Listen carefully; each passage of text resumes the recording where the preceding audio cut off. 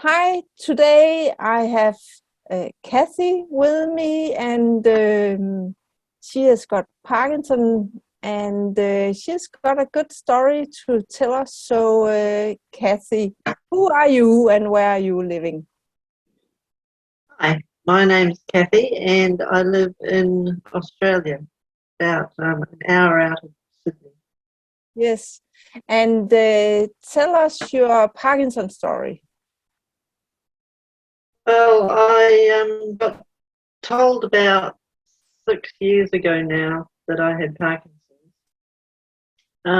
When they first told me, I laughed and said, no, I didn't, which is not the normal response from what I gather.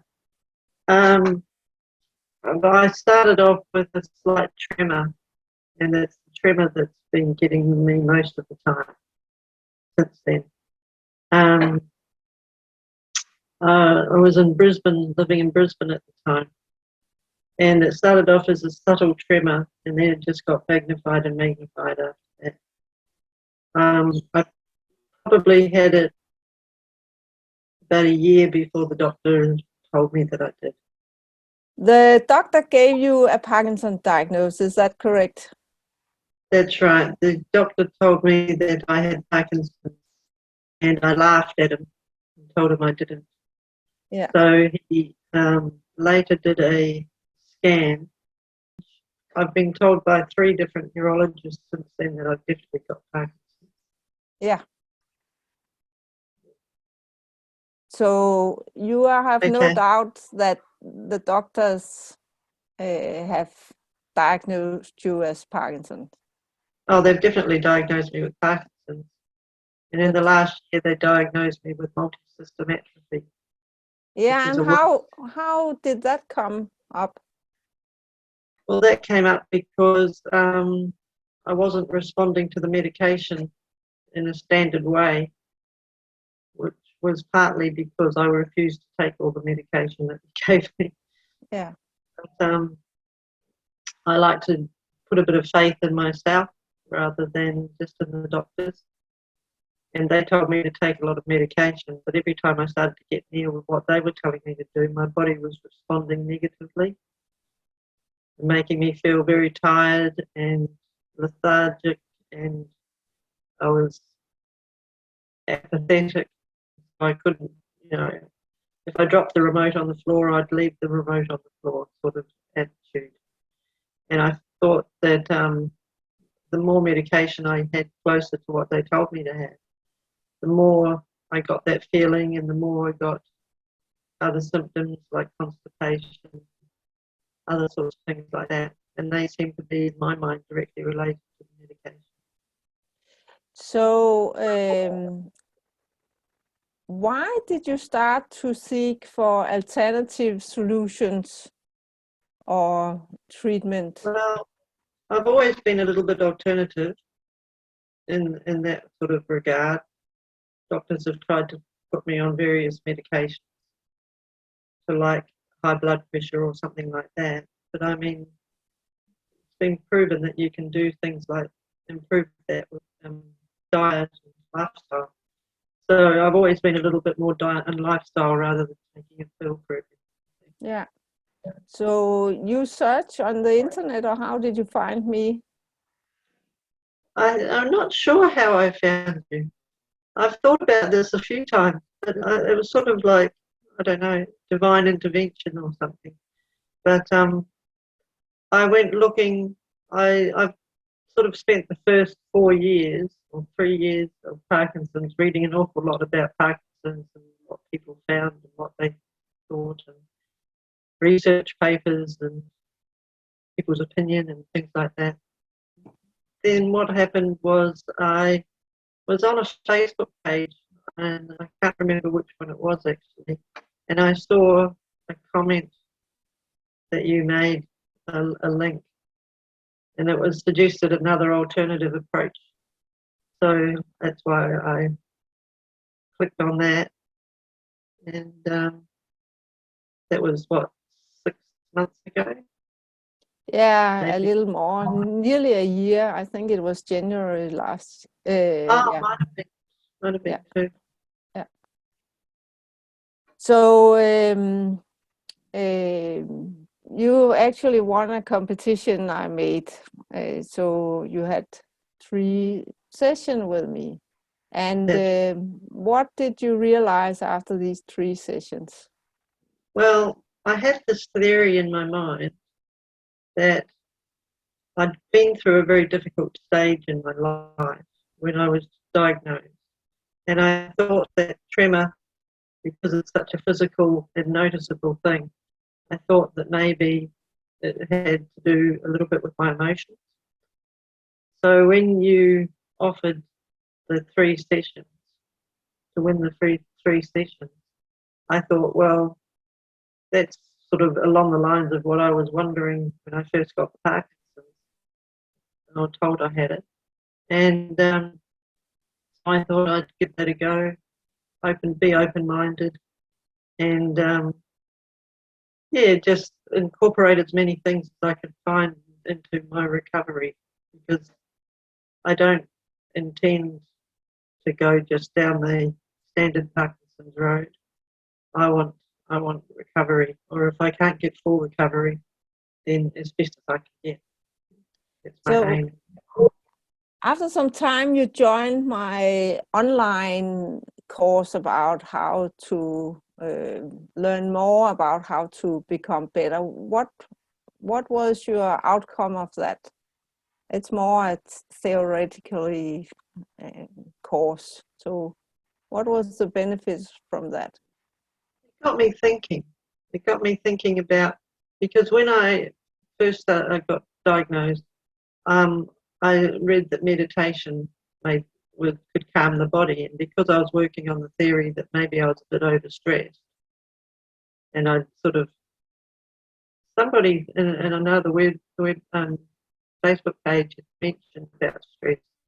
I think that sort of resonated with me. So that online course got you thinking. That I think was the main, and then you got more session with me. What did you find out via I these found sessions? out that a lot of the aches and pains and things like that I have, I can directly relate to incidents in my life where my body's stored trauma. And I mean, you say trauma and it sounds very dramatic, but it's for want of a better word, I suppose. But I can take a situation where I'm shaking, and I haven't quite got it down pat into public yet. I'm getting better at it. But where I can calm my body, and to the point where sometimes I can go from full-on tremor, which is like a big tremor on both sides of my both arms, and I can take that down to a vibration that no one else can see, and sometimes I can get it completely free, and that's just using the strategies that you taught me in meditation. So tell me, how much medication were you before we met? Well, I've been struggling with the medication, because every time I got given something new, the side effects were such that I would think, well, this is bad for my body. So, but I got to the point where the doctors told me I had MSA, which is worse than the standard Parkinson's, and that basically I had 2 years before I was going to get the better of me. That was a year ago, and I'm better now than I was a year ago. Yeah. And the medication I was on, I was not quite as much as what the doctor was telling me to do, because I found that my body was quite sensitive and didn't respond to the medication quite the same way as he told me it would. But now I'm on a third of what he tells me, or less. Yeah. So, and tell me a little, how was your life before we met? Especially your relation to meeting new people. I discovered with your course that I always thought I was a little bit nervous around people, but I realise now I've actually been a little bit petrified of people. And obviously that comes from things in the past and in life in general and the hits that people take. But I've gone from being uncertain about talking to people. I could talk to strangers, but after I'd met somebody more than once, I'd get concerned about, and I'd be busy thinking about what they were thinking of me rather than thinking and focusing on what they were talking about. Whereas now I've been applying the things that you've taught me, and I've gone from being sad and a bit depressed to going out with new friends and going to play golf and going on long walks and all these things that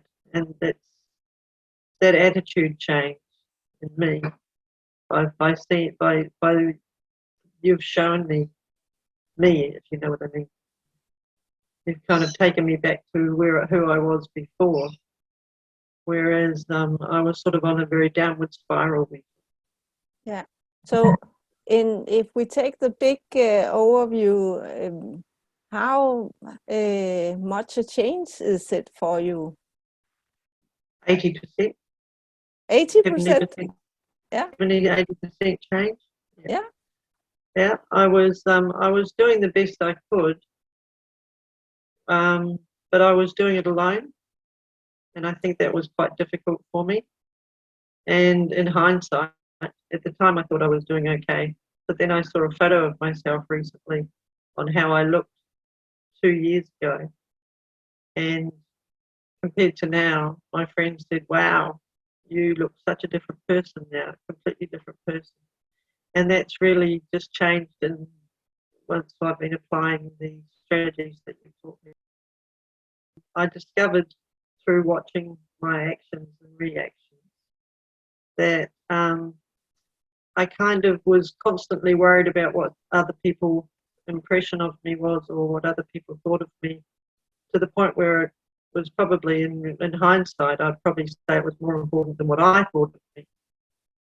And so I would go, like an example would be, if I was at someone's house and I went and they were out or something, and they said, "Oh, help yourself to whatever you want," then, like a family member or anybody really, I would say, go to the cupboard and make myself a sandwich.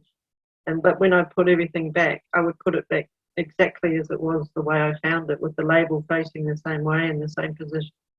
And I didn't think about why I did it. I just thought I was being nice and considerate. But in hindsight, I realised I wasn't being nice and considerate to them. What I was actually doing was a self-protection thing, based on the fact that I thought I would upset somebody if I did this, or upset somebody if I did that. And now I realise that the only person I was upsetting was me, because people found it a bit weird that I could be in the house and it never looked like I'd been there. So did that cost you some energy to maintain this high level of protection and disguising your what do you call it, your tracks in the house? I think what that was behind that was just the need to be approved, and I didn't realise that I'd taken approval to that extent. It's been a real learning curve. Now I go to someone's house and I have something, and when I put the jar back, I'll purposely put it in like a normal person would just put it in and not worry about it.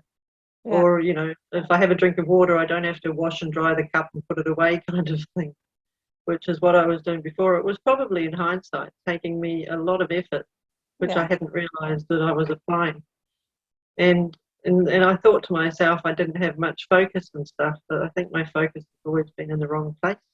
Yeah. Well, not always been in the wrong place, but that sort of thing. It's probably been a decade or two where you have this problem, I guess. I think it's a lot longer than what I ever thought it was. Okay. So how is your life now? Well, now it's going pretty well. I've got a new group of friends, and they're all women, and they all are supportive women. And I've taken up playing golf. Well, we're learning to play golf. We go to the driving range a couple of times during the week, and I've got Parkinson's or whatever you want to call it, and so I don't hit my ball as far as them, but I'm getting better. It's not about competition, even though I like a bit of competitiveness, because I just like to win sometimes. But it's good, and we go out for a coffee afterwards, and I went and looked at some dancing. They do salsa dancing, but I'm not quite sure I'm quite up to that just yet. But I'm happier. People have seen photos of me and said I look the best I've looked in a long time. Yeah. And just generally, I'm motivated. I still have, everything's not perfect. I still have things that I need to work on, but I've got a direction now. And how does that feel to have a direction that you have no doubt on how to become better? How does that feel? Really, really nice and really, really good. I know they're sort of like simple words, and I could rave, but it just feels really nice. I feel like I lost myself along the way in the last 6 years, 5 years, 6 years. I think I kind of lost who I was and became quite depressed with it, and then the Parkinson's got worse, and then I would get depressed with the Parkinson's, and I'd try the medication, and that wouldn't work, and then would go. But now, I feel like I'm more in control of my life, and I have more direction. And everything's not magically fixed, but it's certainly going in the right direction. Yeah. And till you are starting to looking for a job, tell a little about that. Right. Well, what I did, I went from a year ago. I wouldn't have been able to even consider doing a part-time job or any kind of job, because couldn't. I was sleeping, had fatigue, and all sorts of different things. But now I feel like, I could do a couple of days a week, and maybe not an 8-hour day. Well, no, definitely wouldn't start at an 8-hour day, because it's been a long time since I worked, because I just couldn't do it. But now I'm thinking, well, I could do a couple of days a week, maybe doing a driving job, because I still drive, or some, job that doesn't involve. Like before, I used to be in management and look out, oversee 60 odd people at any time. Now it's just me, and I just want a simple job. But the fact is that I now feel like I have, how would I word that? Now I feel like I have control over my own life again, and it's going in the right direction. You told me that you still have tremor, but when during a day do you have tremor? That's an interesting story, I think. It is rather interesting, because when I first saw my neurologist in this town 3 years ago, I've seen 3 neurologists. I now see a professor. And when I first met the professor, he put a watch on my wrist and tracked me for a week. And in that week, I tremored all the time. was his result. He said there was nothing, no ups, no downs. The medication didn't make much difference. I just tremored. Except when I was asleep, I tremored. And tremor could be anything from a tremor to a shake to a wobble, because it wasn't just a little subtle tremor. It was full on. And now I find I wake up in the morning and 8 out of 10 times I haven't got a tremor. It comes in about half an hour to an hour after I get up. And I take the medication, but as I say, easily a third or less, maybe even down to a quarter of what the doctor thinks I should take or has recommended. Then that controls my tremor. Probably, I mean, it's not 100%. I don't look as normal as everybody else, but then you'd have to look closely or be paying attention to notice that I was tremoring. And then I sort of spread that medication across rather than taking it in a lump sum like I suggested. I kind of play with it to my own, to what I think my body needs on the day. And I don't take any medication after 12 o'clock or 1 o'clock or something like around that time. As I say, your body's different every day with this illness, so you've got to kind of work with it.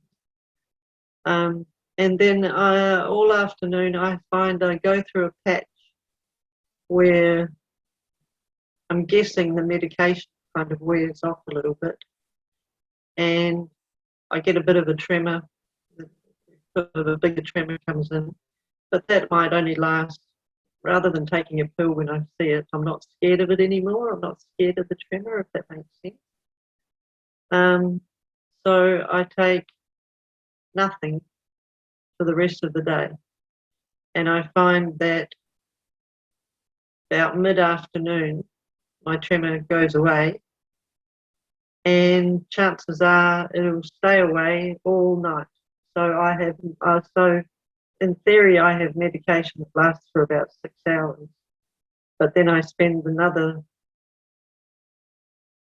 from 2 or 3 o'clock in the afternoon until the following morning, tremor-free. Have little moments where it hops in again, where little moments where and I'll go, oh look, I'm tremoring, but within 5 minutes it stops, and I go back to being calm again. So that could be any kind of outside influence, because of course Parkinson's is easily influenced by, bad news or exciting things or that sort of stuff. Yeah. And what do you think, now you get the keyword here, what do you think about symptoms that fluctuate according to something coming from our outside, bad news, or you thinking about bad news? Is that what is your thoughts in regards to this? Well, it's pretty obvious really when you actually stop and think about it, that it's your body being tense and taking on an emotional response. And the fact that the tremor can come and go, I mean, I understand with medication it'll come and it'll go to a point and then it'll come back after the medication wears off. But in actual fact, for not having medication all afternoon and still managing to stay calm, and it's pretty obvious to me, in my personal opinion, that it's almost like you're stuck in flight or fright or freeze, and it's like the body's stuck on, I can't think of how to word it, on high alert, which Yes. is basically what I was before with the jars in the fridge, things like that. It was always being on high alert. And I think that when you get a knock on the door, it might, and you're not expecting it, you might have a little tremor or something, and that's just part of your body overreacting because of whatever's gone on in your past or what have you. And I think that's a matter of calming, like I could calm myself. So, and that's the whole idea that I'm working from, that instead of doing something about a terrible disease that the whole world has agreed that there's nothing to do, we do the possible. And the possible is to very nerdy take one situation after another and find out what's the root cause for this sort, for this behavior, for this tremor. So one of the first things we addressed was your sort of fear of meeting a new person for the second time, because then they were expected that you told them a good story. And then we dig down and found the root cause for that. And the next time it was another thing. And by continuing being the detective and finding all these root causes, we what can you call it? We solve all these mental stories that has gone wrong in some way or another. yeah, well, yeah, the thing is, I've been quite surprised because I didn't realize. I mean, I knew that there were things in my past that upset me, but I didn't realize that they'd kind of stored themselves away somewhere and would pop up when I was least expecting them, or because somebody looked like somebody I knew, or someone reacted like I didn't like this particular guy who was a friend of my housemate. And I realized that it had nothing to do with him and everything to do with, a bully I had in my past when I was a child. So, I mean, there's things like that. So, I mean, I can look at this guy now and think, okay, it's probably fair of me to find out who he is and what he and how, I mean, everybody likes him. He seems to be a nice guy. But, I had my own things in the background that were interfering in my acceptance of him, and he's just an example. But what I find is, like, sometimes I can say, I'm tremoring a little bit, and then I realize that my body's quite tense. And so I can think about what causes the tension and relax my body, and makes a huge difference. Yeah. And I mean, it's not that you have got lots of therapy. I mean, it's more than 3, but it's less than 10. Yeah. So something in between there. And if I tell you that this morning tremor, that of course we can dig down the root cause for that as well. What do you think about that statement? Well, believe it or not, I'm a little bit nervous about that one, which means I must be clinging on to something. Maybe I don't, I subconsciously know what that is, because it's interesting, because I'm nervous about finding that out, which is interesting, because I used to tremor all day, non-stop. And, 2 hands to drink a glass of water sort of thing. Now I'm down to just a morning tremor. Is it something like, who are you when you don't have Parkinson's? Is it something with that? What's your identity if you don't have a tremor? Well, I wondered about that. I wondered if somehow I'd associated myself with having Parkinson's, and that had become part of my identity in some way. And I think that having these people going out and doing social things with people have made me realize, it's not necessarily quite like I thought it was. But it's a new chapter with new challenges and new possibilities to both enjoy life, but also a new level of situation where you can be nervous meeting new people. So it's a new chapter in your life you are turning to now. It is, because I was thinking the other day that I hadn't I'd kind of lost, with that, I kind of lost my future. I felt that it had been taken away from me and that I was getting all this bad news and that I was going to be able to do anything about this. I wasn't going to be able to do anything about that. And then you've got MSA. And people with MSA only last X amount of years and you've already had it for this long. So, you're on your way out soon and stuff like that.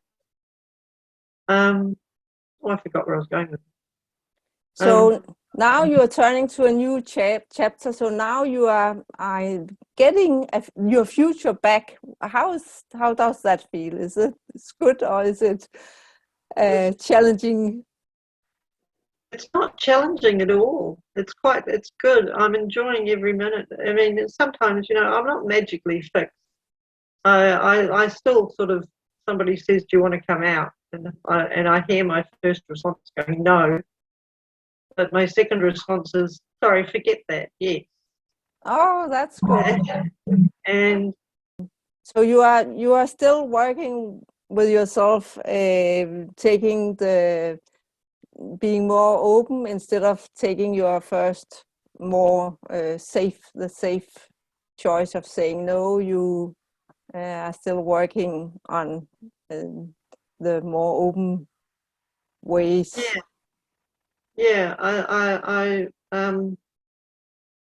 think that now, whilst I don't have a dream of the future yet, I feel like I'm on the road to remembering who I was or who I am, and that I can start planning a future, like the idea of getting a part-time job, like going and playing golf, which was my idea, doing things. I feel like I'm on my way back to me, as opposed to the person I had become when I was just sad and depressed and you've got Parkinsons and you're going to do this and this is going to happen and you need more medication and blah, blah, blah, blah, blah. Yeah, I feel like I've turned that around, and I feel like so hard to explain. I feel like I completely lost myself. Yeah. And now I've found myself again, and we're we're not skipping hand in hand into the sunset just yet, but I'm heading in that direction. Yeah.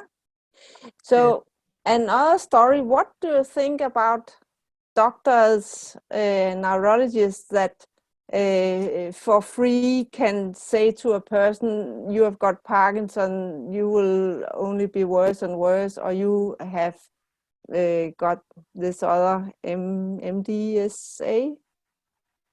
MSA, Multisystem. MSA, and then he said to you that you only have 3 years to live.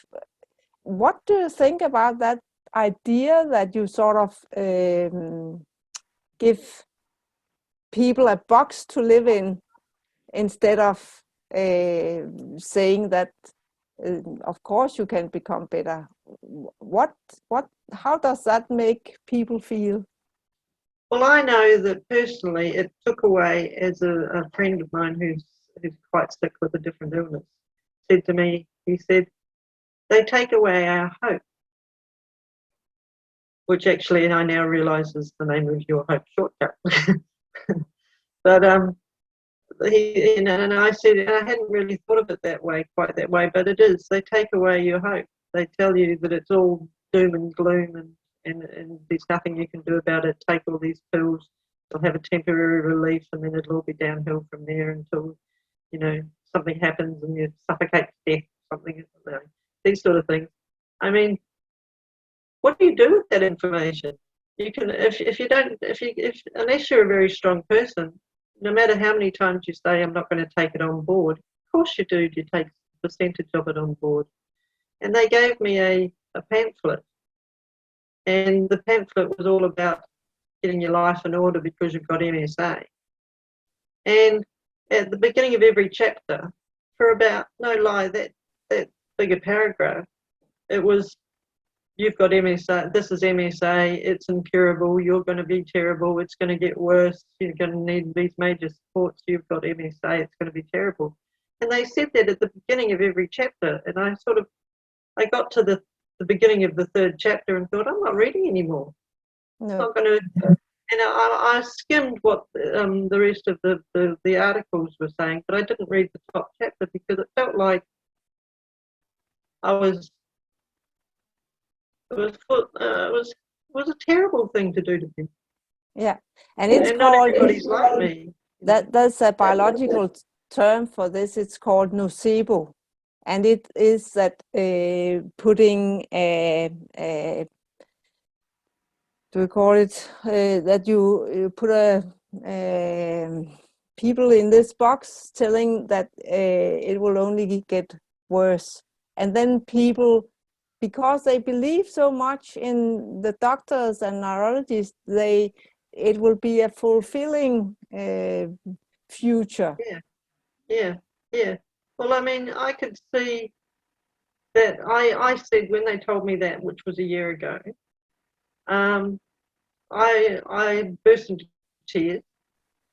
I then decided within a sort of 24 hours, oh, that's rubbish, I'm not going to take that on. But I kind of did, even though I tried not to.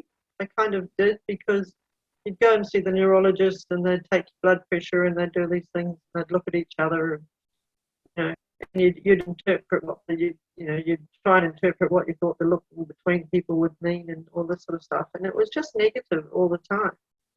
But it's you need to be told. I mean, a part of me thinks, okay, say they definitely believe that, it's going to happen and you've got no answer to it and you can never do it, any result. But I mean, there's been people around the world who, not necessarily, I wouldn't want to be wrong and use the word cured, but they can, their Parkinson's is such that, they live with it for many, many, many years, and a lot of people who meet them don't know that they have it.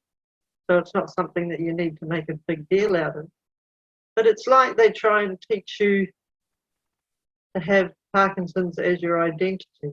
The funny thing about your diagnosis is that they first gave you Parkinson's, and because we have, can you say, removed some of the symptoms, you didn't fit into that diagnosis more, and they in the Parkinson umbrella, they found another that they sort of said, when it's not Parkinson, it must be this one.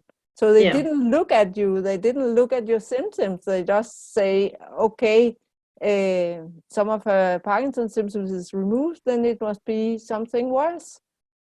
Well, I actually, when I said something about my walking one day, and so the neurologist and the Parkinson's nurse and the social worker stood in the hallway and watched me walk, and I heard them say, "Well, that's not a normal Parkinson's walk." And I mean, I limp, I drag my foot a little bit, but I don't shuffle or anything. But rather than going, well, I wonder if that's a positive thing, they went. Their reaction was, oh, well, that rules out standard Parkinson's. And that was when they decided I had MSA. Yeah. Not based purely on that, but because my blood pressure changed quite dramatically. But I think, personally, the Parkinson's nurse didn't take my blood pressure from me. At the time, I thought it was a bit of a guess. But, rather than just sort of blindly take what they say, and they don't, it's like they don't know how to look outside the box. No. So I can remember that you in the start had some problem with, was it your left hand? My right one. The right hand. So how is that? Is that better as well? Well, I find that without the medication in the afternoon, I'm more inclined to use that hand. Okay. Which is just a recent discovery. But I because what I found before was sometimes when I reached out to things, it was almost like it was someone else's hand. Yeah. It was a strange perception, actually. And then I noticed that I would use it less and less, and it would just sort of sit in this like a broken arm position, and I would be brushing my teeth and my arm would be in a broken arm position, my right arm. Whereas now, I put the electric toothbrush in my right hand, Yeah. and sometimes, and I find myself just using it Yeah, more and more. you're my second client that has started going back to the right hand for brushing teeth after have been away from that what do you Yeah, call it, movement or function for how many years have you well, not? good 5 years. For 5 years you haven't used your right hand for toothbrushing, and now it start coming back. Yeah, that's right. And I Yeah. mean, there's lots of little things like now. Sometimes I reach out and I sort of feel like, oh, that is my arm. And I mean, it's a strange thing to express, but obviously it's because you haven't been making the connections so much, because you haven't been using your arm because of whatever reason. and And and uh, and the medication, it's interesting that it happens when I'm not taking the medication rather than when I am taking the medication, yeah, which seems contradictory to yeah, what but I'm doing. I've heard it so many times with people, and it's sort of connected in the way that people that are hesitant taking pills are the same people that start on Google and search for alternative health. So it sort of goes together, that mindset that pills, we must be a little reluctant with pills, and trying to find alternative solutions. Well, Um, I think it has a lot to do with learning to listen to your body, which I think I'd lost connection with. yeah, And I think with the things that you've shown me are making that connection back to the body again, yeah, so that there's an interaction between my thoughts and my body rather than making it quite separate. And I think the pills separate you more. yeah. And to put it very short, I'm into the biological way that our body have a tendency, when you get into fight, flight, and freeze, you get a sort of a division between your mind and your body, so it's more difficult to feel the connection to your body, and then you can't connect that I'm shaking, and I'm shaking because I'm nervous. You can only feel the shaking, and then from that on, it turns in the wrong direction. If you're not in fight, flight, and freeze, you can feel that I'm shaking, and I know it's because there was a big dangerous dog, or um, a, Mm. a car crash, or whatever is going on. Then you can see the connection. But if you are in fight, flight, and freeze, you cannot feel this connection, and it's purely biological. It's normal, so there's no guilt or blame in this. It's natural that you, when you have had some dramatic incidents in your life, accidents or trauma or bullying, or people not being nice to you, you sort of go into your instincts, and your connection to your body and what's going on there is lost, and that's what we work reconnecting. So here lately you have joined my small group of people that where we get a little nerdy about relationships and beliefs, what to think, and values, and a lot of things. What do you think about this evenings? Oh, it's evening in Denmark. Your mornings where we meet up and discuss, or we are making this connection. What's your thought about these 6 sessions? Well, I think they're really good, and good to have other people in the group, even though it's a small group. You know, and which is kind of good. I think it's good to have other people there, and it gets me thinking about my relationships and how I perceive people and whether they're good for me or bad for me, and my reactions to things. And it's not heavy duty. It doesn't sort of, you know, mind bending or anything like that, so that you have to struggle in any way. I think they're good. They're relaxed. But they're also quite helpful, and I like the way that you lead it. I found them.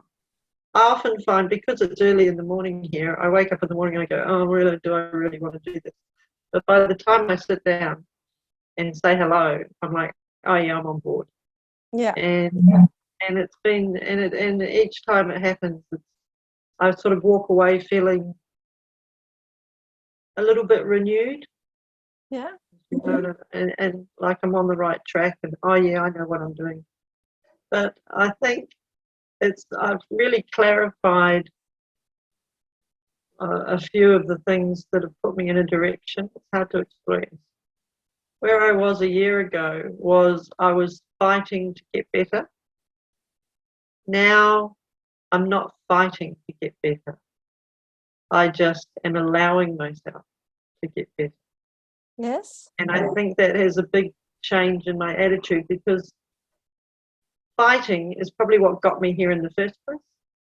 Yeah. And so trying to fight to get rid of Parkinson's, or fight to buy a camper van and go camping when I questioned whether I could drive like that, and fighting to just, you know, I don't know, just like it's I've been fighting my whole life. That's the last thing I need to be doing. And I realize that now. And so I'm not fighting myself anymore. I'm learning to learn who I am, and and that I can work with myself rather than against myself. We've talked a lot about perfectionism, and what are your thoughts about perfectionism and your take on that? Well, I never thought that I was a perfectionist.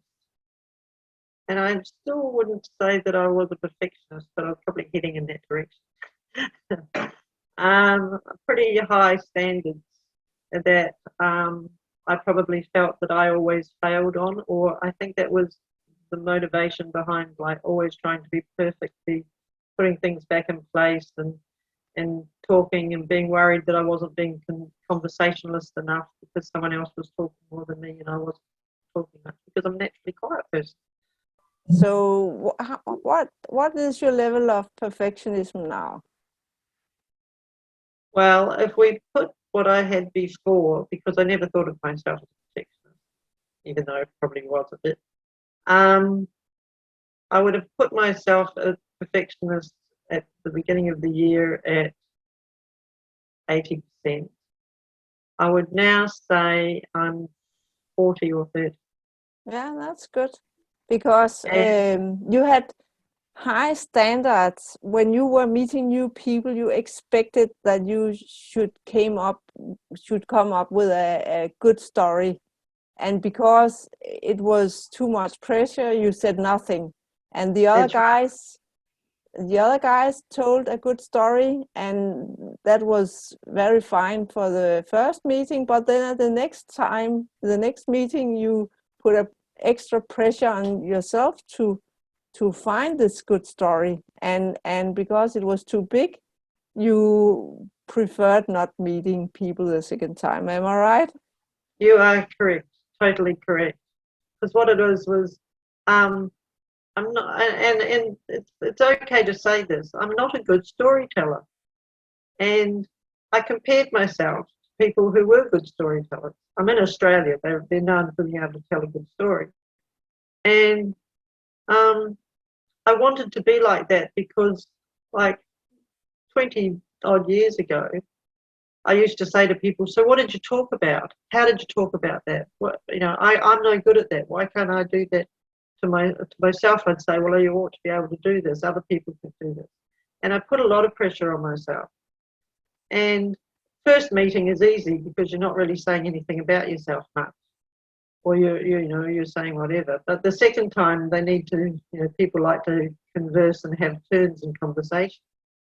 And I was so busy worried about whether I was doing a good story or whether it was acceptable or not, or whether I'd explained it right, and that I would muck up my own story and people would have to ask me a million questions to try and work out what I was saying, because I was too much in my head whilst I was trying to talk at the same time. So I put a lot of pressure on myself, I can see in hindsight. And I've probably been doing it for many, many years. Yeah. And what about now? Can you tell a story on your new friends? What's your... I'm still not very good at it, but I'm better because I don't have. I have one friend who is inclined to talk a lot, so I'm learning at the moment to say no, wait a sec, and then have my say. Okay, that's good. That's a big step for me. You'll realise that's a big step for me to actually say no, wait, and then still maintain my thoughts because I wasn't in my head too much. I'm shaking now talking about it. But yeah, it's definitely an improvement. That was what we talked about last time, that you should challenge this woman and see if you could, because she was annoying. She was talking all the time. So now you are, can you say, exercising your right of demanding 50% of the talking time when you are two people. Yeah, absolutely. And the first time I did it, I said, oh, wait a sec. And she stopped. And I was like, oh, what am I going to say now?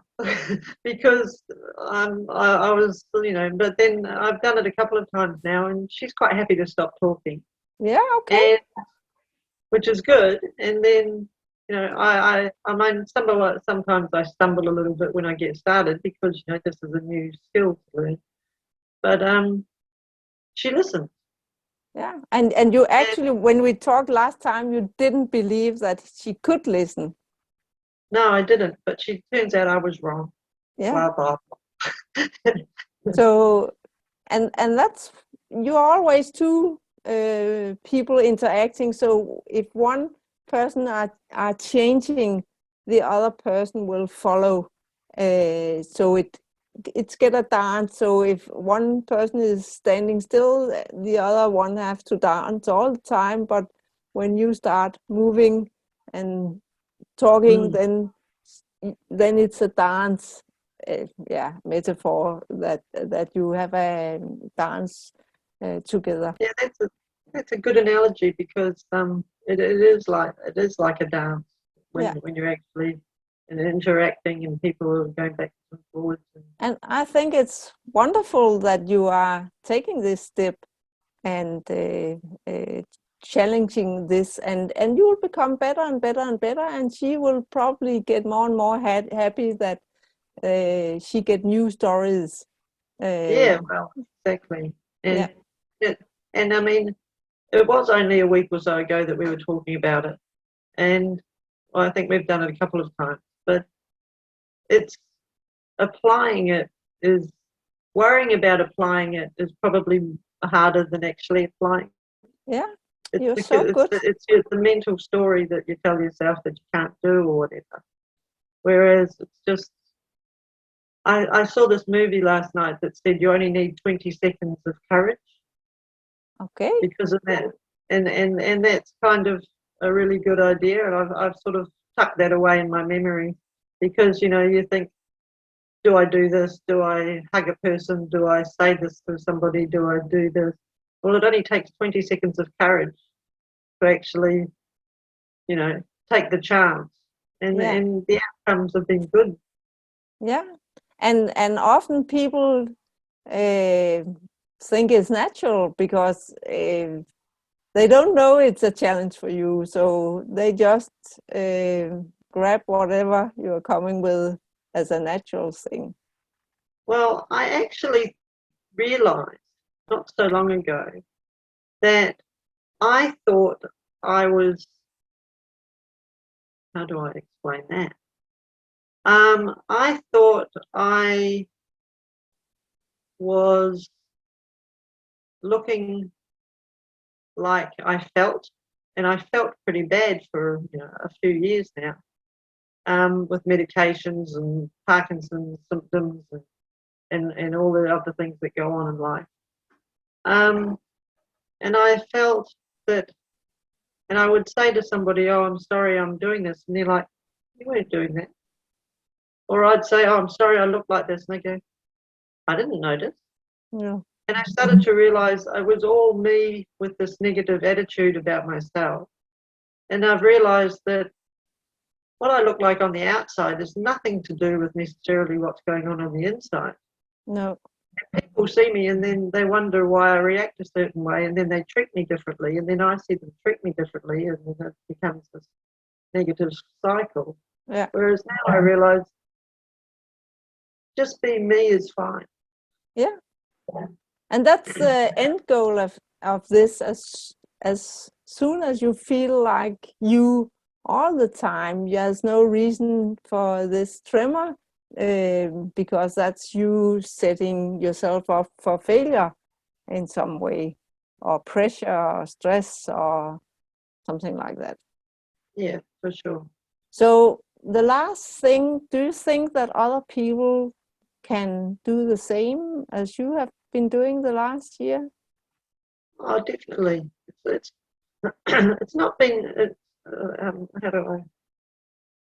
It's not been a difficult process, but it's been an application of a process, and I could see where I was 5 years ago, 4 years ago, even a year ago, and it is what, as you say, it's like becoming, like putting your mind and your body together rather than having them separate. And I've learned, been quite a, it hasn't been, it's been quite an easy process, and yet at times difficult. It's hard to explain, but it's taken me 6 years to get here, and I feel like at the rate I'm going, this time next New Year's Eve, I'll be like, I'm doing this, I'm doing that, I'm fine, my tremor is nothing, or only pops up when I'm angry, or which happens about twice a year. So So next New Year, you will know exactly what's going on. When you have a tremor, you'll say, "Oh, what's going on here? Oh, it was because this man came in, or it was because I had this thought of something that worried me." Then you have 100% established connection between your mind and body.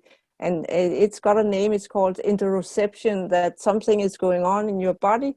And the moment you have 5 minutes to sit down and think about it, you'll find what is the connection. Oh, it was in this situation, this woman said this and that, and I got angry, I got jealous, I got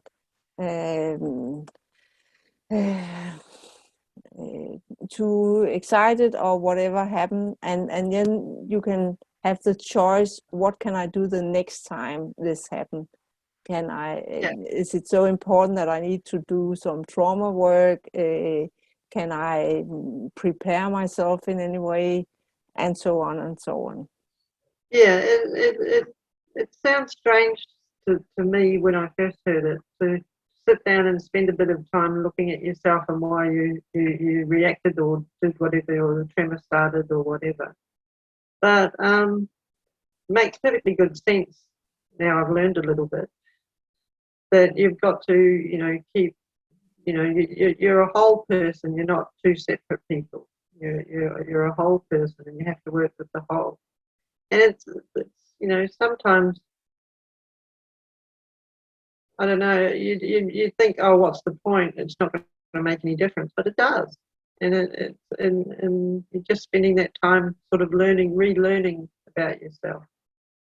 How many hours a day have you spent doing this job or whatever can you call it? I guess it has varied, but Considerably, yeah.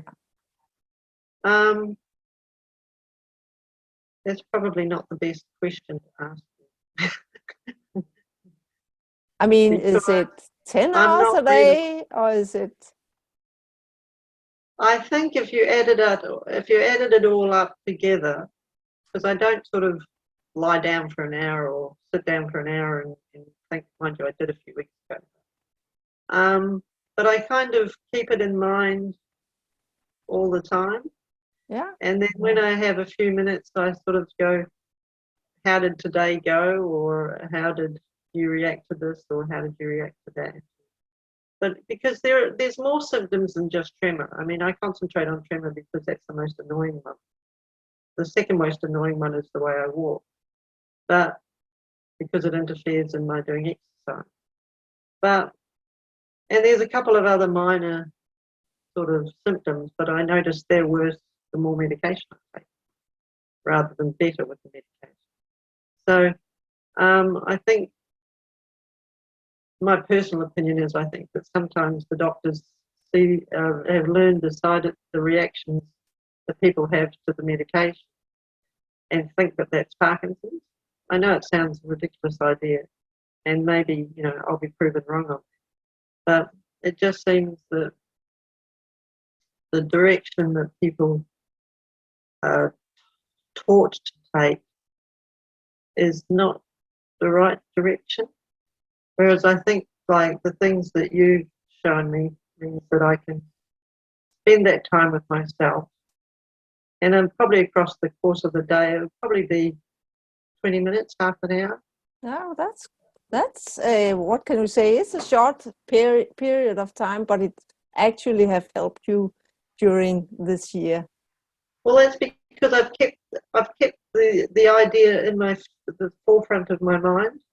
So if I'm meeting somebody, then I think to myself, okay, is your body tense? Are you shaking? Have you been running to the loo all the time or something like that? And recognizing that that's the responses that I'm having, calming myself and thinking about it, sort of when I'm driving to meet somebody, or like I found that I didn't laugh very much. I've been laughing a lot more in my life. I've laughed more in the last 6 months than I have in the last 2 years. Not 6 months, 3 months. But so I would do laughing yoga on the way to meeting people. Okay. So things like that. So I'd be in the car going hee hee hee ha ha ha ha, and trying to almost trick my body into remembering that it's happy and relaxed. And so I've kept it in the forefront of my mind a lot of the time, the little tricks and things that you've told me. So it's kind of an ongoing thing, which I think is why I've been, to my mind, improving quite quickly recently. Yeah, and you are into a good spiral now. So things, and the hard part is the first part where there's a ton of symptoms, a ton of trauma, a ton of emotions and situation. It can be hard to start the work digging for one situation after the other that needs to be dealt with. But now it's more and more rare that you get the symptoms, so you can focus on what's going on in that situation. Absolutely. And it's really quite fascinating to me, and I imagine a little bit curious to you, that I can tremor in the morning and not in the afternoon. Yeah, we'll find that out soon. The last thing, what do you think about the idea? You have had a rough childhood. What do you think about the idea that a symptom in your arm or in your neck or in your foot is connected to a situation from a childhood, that where you were someone hit you in that particular place of the body, or what do you think? I found that quite a strange idea in the beginning, that I could have, like a physical symptom, and we could think about it for a short space of time, and with your leadership, and that I could make a connection between that stiffness of a wrist or whatever, and being bullied or whatever would happen. I found that quite a curious idea, but it's in a fairly short space of time, with you sort of leading me, the fact that I could loosen up my wrist, or do whatever it is, just by releasing the tension that my body had been holding on to, saying alarm, alarm, this is terrible things happen to you, so therefore alarm, alarm. Just to be able to teach my body that, and my mind really, that they are so clearly related. It was quite a fascinating idea. It's so fascinating, and everybody acknowledges that butterflies in your stomach is related to an exam situation, for example, or that red cheeks is related to you being embarrassed in a situation. Everybody think that's natural, but you being hit or hurt on an arm, it's actually the same story. It's your body that remind you about a past episode. Yeah, and I would not have thought that would have been right, but I have since learned that there is a definite connection there. And you're good at connecting things, and I find actually that most people are very good at connecting when I direct them to do this exercise about feeling the symptoms. Most people are pretty quick to connect these things. So for last time we met, you talked about you had you called it arthritis in your wrist. Have you yourself succeeded in investigating that part? No, I haven't investigated the idea of the arthritis, because I've been working on the principle that there's a different relationship going on. Okay. And so I think that, and what I used to have that wrist was quite puffy, like was larger than the other side. Now they're pretty much the same size. Okay. And I think that's because I'm moving. Sorry? And when did this start happening? In the last few months. The last few months. And yeah, I've just noticed it's getting smaller and smaller, and it's because you're getting more active?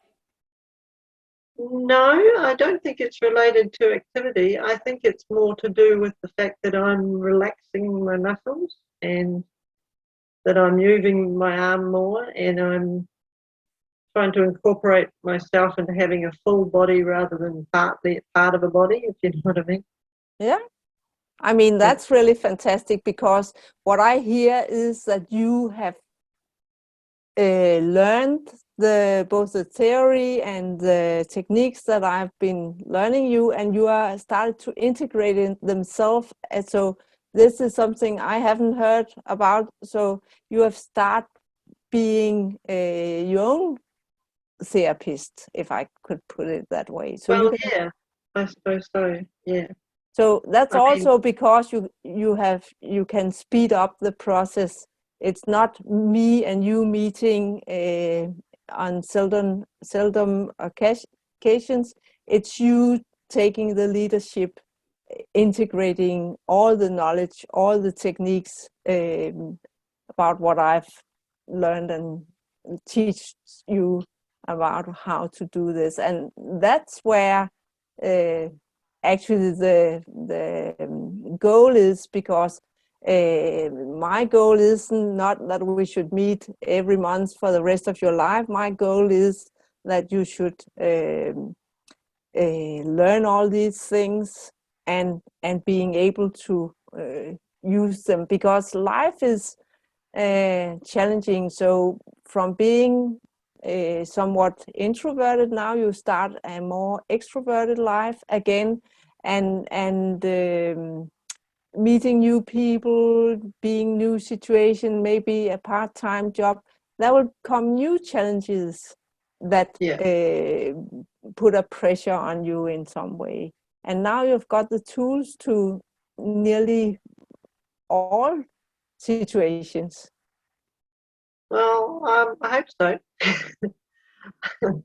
I feel like it's really hard to explain, but these little things that are coming back to me, like I can't think of an example now that I've put pressure on myself. I was doing something the other day and I thought, oh, I haven't done that for years. I haven't thought that for years. And it was just a small appreciation of something. Yeah. Or a recognition of something that I'd done, you know, that used to be me all the time and that I haven't been like for the last sort of 5 or 6 years. So, yeah, it's sort of integrating itself into my life all the time. I think and I feel the benefit.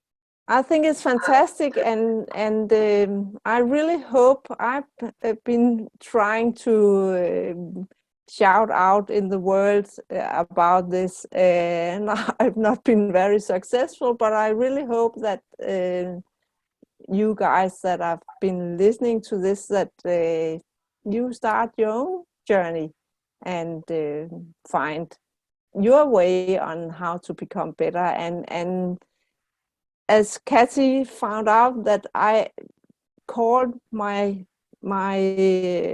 online course and my way of doing therapy, I called it For Hope, because that's step number 1, going from a state of hopelessness where the doctors and neurologists has put you on a devastating road to worse and worse health.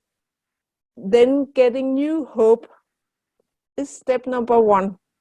And it's crucial, because you don't invest time and money in things you are not hoping will help you. So going from hopeless to full of hope, it's step number 1. And I soon realized that that is the game changer here.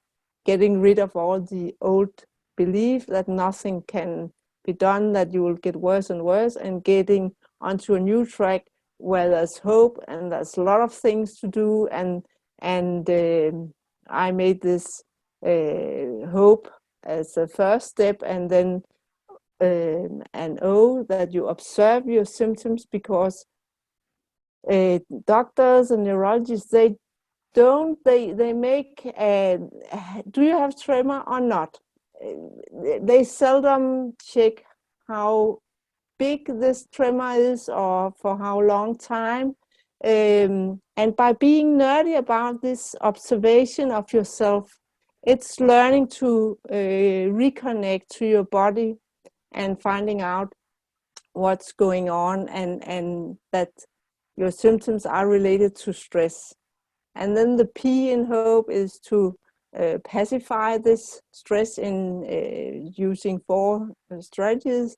And the last part is an E, engage, and that's that you get some power to start the road and engage yourself in your own healing.